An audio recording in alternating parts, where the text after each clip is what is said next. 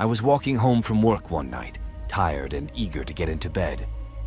It was a dark and lonely street, and the only sound was the echo of my footsteps.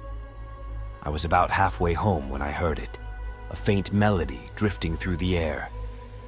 At first, I thought it was just my imagination, but as I got closer, I realized that it was real.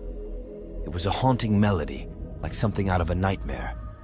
It was slow and mournful, and it sent a chill down my spine. I stopped walking and listened.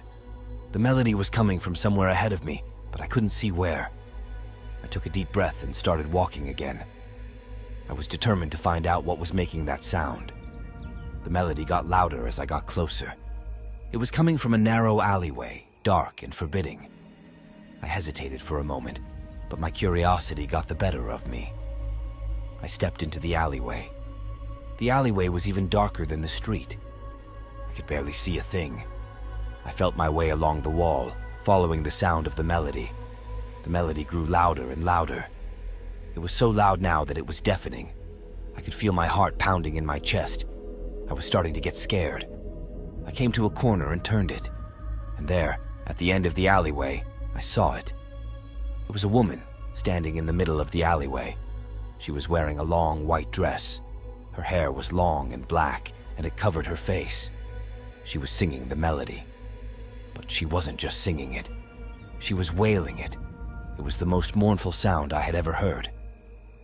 I stood there, transfixed, unable to move. The woman continued to sing. Her voice was getting louder and louder. Suddenly, the woman stopped singing. She turned her head and looked at me. Her eyes were black and empty like two bottomless pits. I screamed and turned to run, but it was too late. The woman reached out her hand and grabbed me. Her grip was like ice. She pulled me towards her. I tried to fight her, but she was too strong. She dragged me into the shadows. I screamed again and again, but no one could hear me. The last thing I saw was the woman's face, twisted into a malevolent grin. And then I was gone. Asterisk, asterisk, I woke up in a cold, dark place. I didn't know where I was. I tried to move, but my body was stiff and sore. I opened my mouth to scream, but no sound came out. I was gagged. I heard footsteps approaching. I closed my eyes and waited for the end. The footsteps stopped in front of me. I felt cold hands on my face. "Well, well, well," a voice said. "What do we have here?" The voice was deep and gravelly. It sounded like it came from the grave.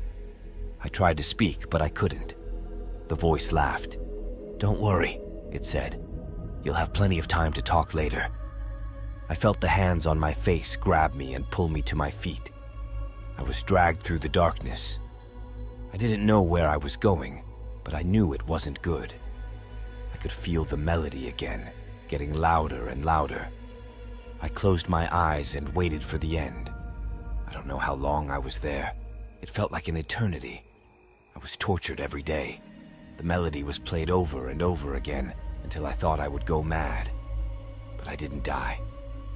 One day, the melody stopped. I was left in the darkness, alone. I didn't know what to do. I was too weak to move. I lay there for what felt like days, waiting to die.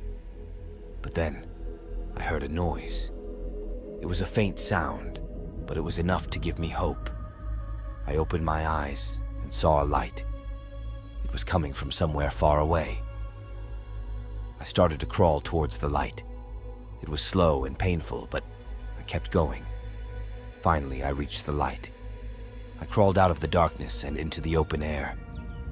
I was standing in a meadow. The sun was shining brightly overhead. I took a deep breath of fresh air. I was alive. I turned to look back at the darkness, but it was gone. I was alone, but I was free. I walked away from the meadow, never looking back.